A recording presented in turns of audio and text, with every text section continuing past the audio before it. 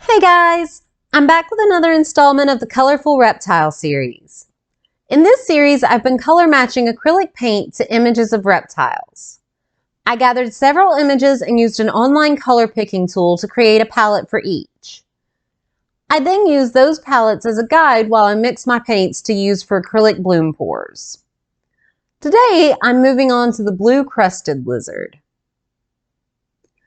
In the last couple of videos, we've been talking about acrylic paint. We covered most of the basics on the characteristics of different levels of artist paint and the things I recommend looking for when you buy your own. I'm in the any acrylic paint can have its place camp. All paints have their own pros and cons, but I have yet to come across any that can't be adjusted to be used in fluid art.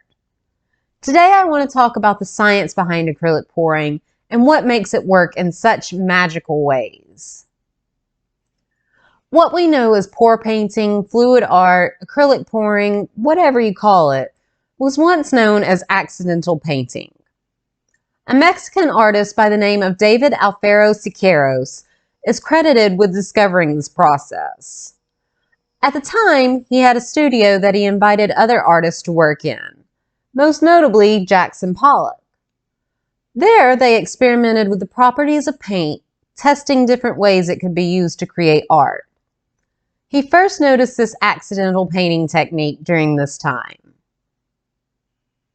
So, what was happening during these accidental paintings? Well, here's where the science kicks in.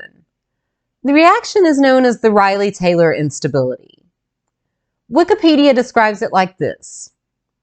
The Rayleigh-Taylor instability is an instability of an interface between two fluids of different densities, which occurs when the lighter fluid is pushing the heavier fluid. The most basic example of this is a combination of water and oil. Oil is less dense than water, so when the two are mixed, the oil will displace the water and rise to the top. If you take a bottle of water and add in oil, it will sink a little bit on the initial pour, but there won't be much action beyond that. If you have a bottle of oil that you pour water into, the water will drop all the way down to the bottom as you pour, creating more of a displacement in the oil.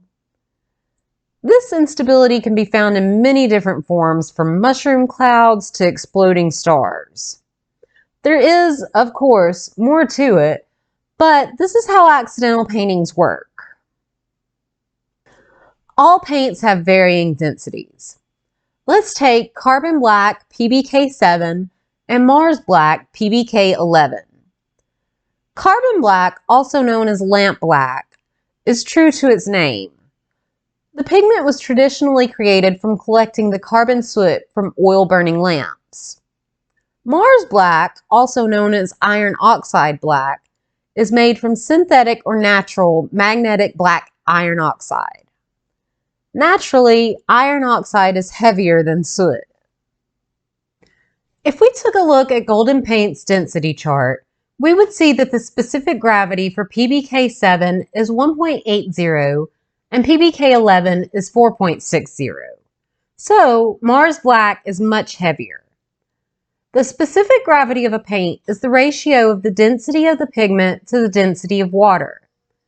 A pigment with a specific gravity of 3.00 will be 3 times as dense as water. After checking the material fact sheet for some of the more popular pouring mediums, such as Floetrol, Liquitex, Amsterdam, Lucas Acryl, and even the Valspar base that I'm using today, I found that they all have a specific gravity of around 1. So, if you know that your pouring medium is always going to be the same density, the only thing that's changing is the weight of the pigments. That is why keeping the consistency in your mixes is important. You want to rely on the densities of the pigment to help create the action in a pour.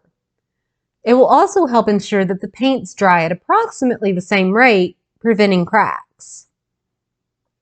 If you would like to turn your acrylic pours into science projects, this is where to start.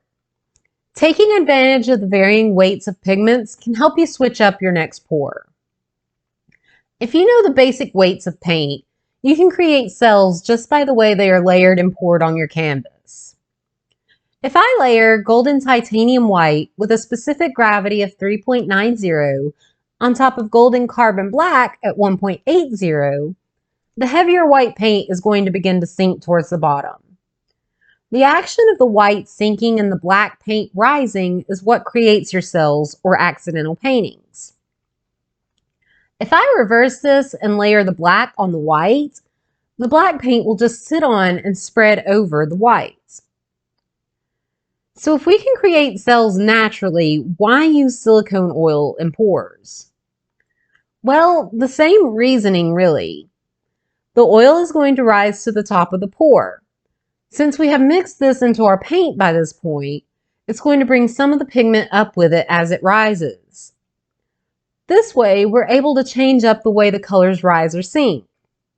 Adding in silicone oil to a heavy color will help change the position in a pour.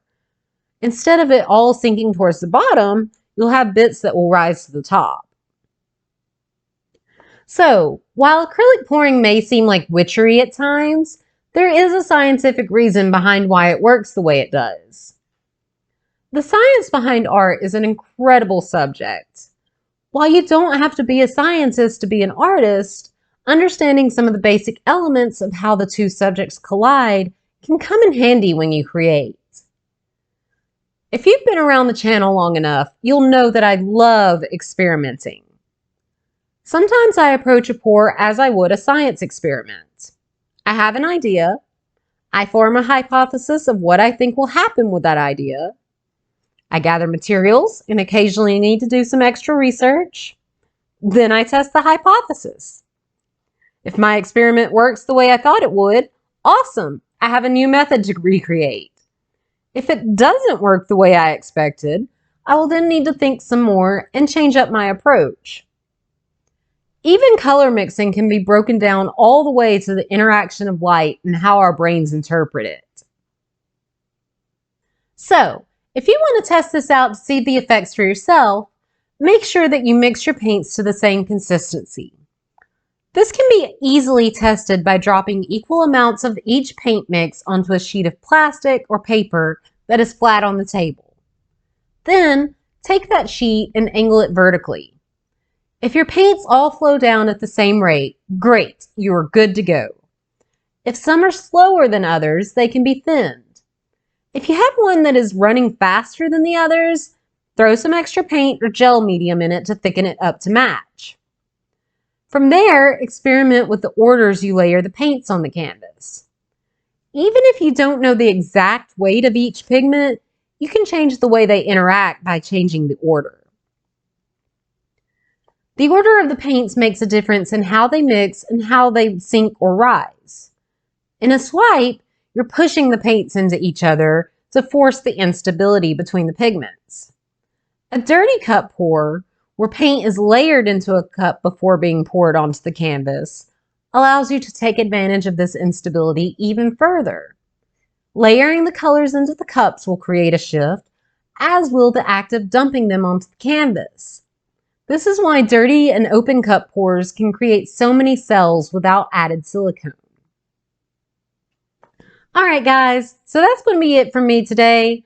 I hope that you were able to gain a bit of knowledge on what was once known as accidental painting.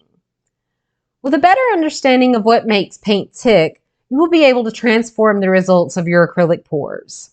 So, experiment, take notes, and go create. I'll see you guys next time. Bye!